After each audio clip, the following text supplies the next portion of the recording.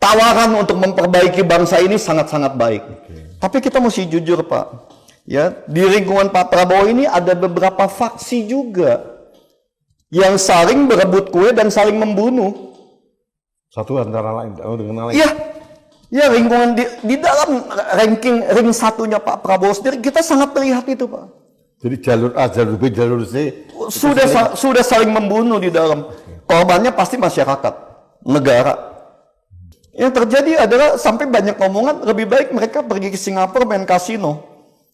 Ya, daripada main di sistem Bursa Efek Jakarta hari ini. Sama-sama kita mirip dengan judi kok.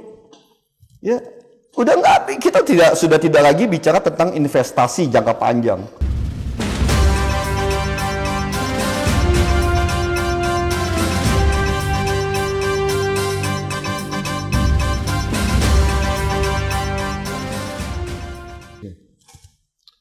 Pajak, Pak. Saya dapat poinnya sekarang. Bapak juga melihat sebagai pelaku pasar saham yang terjadi kemarin, pengunduran besar-besaran Direktur BII, Bursa Efek Indonesia, OJK dan sebagainya. Saya ingin melihat sebagai pelaku pasar saham, apa yang terjadi?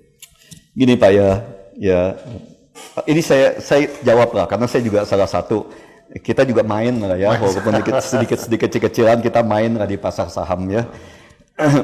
Ya, tindakan OJK yang mengandeng Barreskrim kemarin ini, ya proses dari Sinhan Sekuritas, ya diperiksa semua segala macam, dodok disita ini itu, toto nggak ada kabar, selesai kan.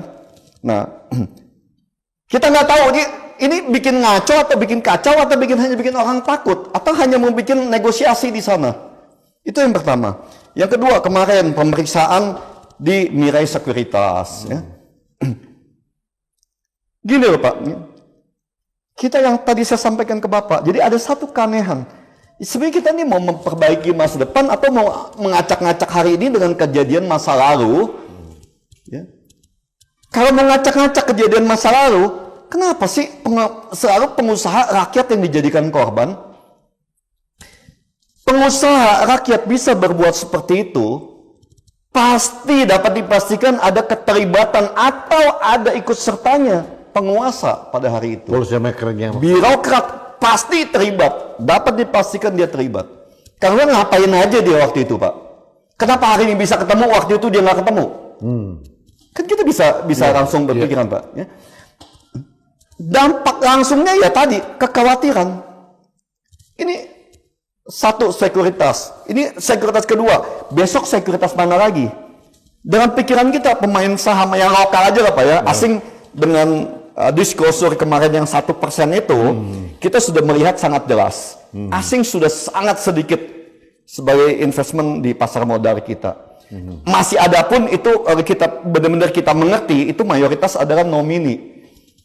Ya, orang Indonesia yang memakai nama perusahaan asing atau SPV, Special Purpose Vehicle, ya di luar negeri lah ya, sebagai cabang investment company mereka.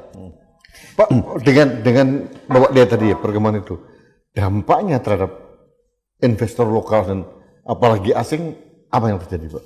Yang terjadi adalah sampai banyak omongan lebih baik mereka pergi ke Singapura main kasino, ya daripada main di sistem Bursa Efek Jakarta hari ini. Sama-sama kita mirip dengan judi kok. Ya, udah enggak, kita sudah tidak lagi bicara tentang investasi jangka panjang. Jadi persepsi kebijakan pun dianggap gambling juga. Ya, ini yang ada hanya trading, beli pagi jual sore, atau beli paling lama beli hari Kamis atau Jumat udah dijual. Hit and run begitu. Ya, karena kita nggak tahu nih hari Sabtu akan ada pengumuman apa lagi nih. Jadi kita bermain hanya ya benar-benar very short term, bukan short term lagi. Jadi benar-benar trading toh. Ini persepsi seperti ini dimaknai secara komunal bagi investor. Ya, kita sering kan saya bilang Bapak, kita ini sesama pengusaha kan sangat sering kita berkumpul, makan siang, kita ngopi, kita ngobrol tentang bisnis, tentang sistem keuangan, sistem market bagai saham gimana kan kita selalu diskusi Pak. Ya, apalagi kemarin ada dari Stanley Morgan, Capital Morgan Stanley, MSCI itu semakin memperburuk citra pasar modal kita ya Pak ya? Hari ini kemarin kita sudah mendapatkan satu shock terapi baru dari Fitch and SP. Ya, Fitch Standard & Poor itu bahwa kita masuk ke dalam outlook negatif lagi kan? Dari Moody itu? Bukan, dari Fitch. Oh, dari Fitch ya. Kita masuk ke rating triple B. Triple B itu rating terendah dari sebuah negara untuk investment grade. Ranking investasinya. Itu selevel dengan negara-negara Afrika terbelakang. Sebagian negara Afrika lebih baik dari kita malah. Ya, jadi kita ini masih berada dalam investment grade, tapi pada titik terendah. Yang kalau dalam 1-2 tahun kita perbaiki, kita akan masuk yang kita sampaikan, kita akan masuk dalam suatu negara yang tidak layak investasi. Karena risiko dan ketidakpastian. Kemungkinan gagal bayar atau high risk default payment yang sangat tinggi. Kita bisa mengarah ke fail state, Pak, negara gagal. Kalau ini terus dijalankan seperti ini bukan nggak mungkin. Karena ini kan pertama dari Moody kita masuk negatif outlook. Kemarin Fifth Standard & Poor sudah masuk, kita di negatif juga. Ya, Fifth and Poor itu, Standard & Poor itu sudah masuk kepada titik negara, Pak, bukan hanya perusahaan. Ya, itu udah tanggung jawab BI, OJK itu udah masuk ke sana. Ya, itu standar sebuah negara apakah masih layak untuk investasi atau tidak. Kita turun, kita ke bawah. Ditambah lagi dari Transparansi Internasional CPI kita merosot. Ya, kita drop sangat jauh sampai ke level 34 nggak salah. Ya, ini kan bertumbuk-tumbuk dari MSC, kemudian dari Moody, dari Fitch itu, kemudian dari Transparansi Internasional. Kalau Bapak melihat respon pejabat atau pemangku kebijakan ekonomi dari Prabowo seperti apa? Kalau saya lihat ada satu kebingungan yang mereka sendiri nggak tahu mau ngapain ya Pak ya. Jujur Pak Prabowo, saya sangat yakin dengan ketulusan hati beliau. Sangat yakin, saya percaya penuh Pak Prabowo. Niatnya kita percaya. Niat dan proposal atau tawaran untuk memperbaiki bangsa ini sangat-sangat baik. Tapi kita mesti jujur Pak, ya di lingkungan Pak Prabowo ini ada beberapa faksi juga yang saling berebut kue dan saling membunuh. Satu antara lain dengan lain. Iya, ya lingkungan di dalam ring satunya Pak Prabowo sendiri kita sangat melihat itu Pak. Jadi jalur A, jalur B, jalur C sudah saling membunuh di dalam. Korbannya pasti masyarakat, negara. Karena kita semakin kebingungan di sini. Tim ekonomi Pak Prabowo kurang kapabel. Iya. Bukan kurang kapabel. Jadi perhitungannya bukan lagi kepada bangsa dan negara, tapi kepada apa bagian gua. Sudah ke sana, Pak. Pragmatisme pribadi. Ya, today is today, tomorrow is another day. Ya, pokoknya ini hari gua dapat apa? Pak, di zaman Orde Baru kita ngalami. Ada dirijen ekonomi kita Widjo Niti Sastro gitu ya. Kemudian ada lagi beberapa tokoh-tokoh ekonomi yang lain. Sekarang figur-figur seperti itu nggak ada lagi Pak? Gini Pak, bukan nggak ada, banyak. Orang pintar hari ini sangat banyak Pak. Tapi tetap dibutuhkan figur seorang leader.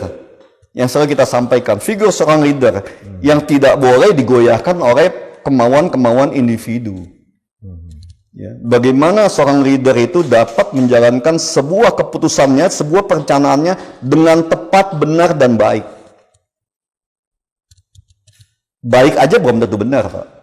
Jadi bagaimana dia dengan benar dan bisa dijalankan dengan baik. Implementasinya itu memang untuk rakyat. Pengawasannya memang baik untuk rakyat. Hasilnya baik untuk rakyat. Nah, pengawasan ini yang kita boleh dibilang nol. Check and balances. Check and balancesnya tidak ada sama sekali. Kenapa? Karena semua organ yang harusnya sebagai pengawas ikut sebagai pemain. Gitu kan Pak? Jika dalam sepak bola, wasitnya pun sebagai pemain. Apa yang kita harapkan lagi? Mau ngapain gitu di lapangan kan? Kalau wasit udah ikut jadi pemain, jadi boleh ada pemain, pelatih, wasit sudah sebagai pemain di dalam sana. Apalagi yang kita bisa harapkan dari pertandingan itu. Ini kita bicara apa adanya Pak ya. Pasti banyak yang nanti Bapak banyak cukup keras komplain juga. mengkritisi tim ekonomi Pak Prabowo. Ya sistem intelijen dan pemikirannya sangat buruk lah hari ini. Ini Bapak masuk ke yang fiskal atau moneter atau dua-duanya? Dua-duanya. Ya. Dua-duanya. Termasuk Pak Purbaya pengawasannya ke bawah juga yang tadi saya sampaikan. Jadi seperti mau kemana nih? Kita berpikir tentang masa depan atau kita mau acak-acak dengan mengaitkan terus menggali masa lalu? Itu kuncinya. Ya. Ya karena tidak mungkin ada satupun yang benar dan baik. Kalau saran Bapak harusnya kita bicara looking forward. Iya, stop, ambil garis merah. Oke, stop. Ya. Kita bicara ke depan. Dan ini saya pernah sampaikan seperti apa kita pernah bicarakan Pak. Ambil garis merah di sini, declare semua kekayaan masa lalu, buka. Ya, kita tidak akan periksa. Kita melihat ke masa depan. Harusnya seperti itu kan Pak. Masa lalu oke, bukan berarti kita nggak ini loh. Kamu nggak declare nggak apa-apa. Tapi harta kamu nggak bisa dipakai lagi. Ya kamu simpen aja itu uang kamu, tapi nggak bisa dipakai. Nah, kita menuju masa depan. Bagaimana kita di garis merah di titik ini, kita mulai semua perbaikan yang ada. Itu akan jauh produktif Pak ya. Oh, sangat. Cina menjalankan ini Pak.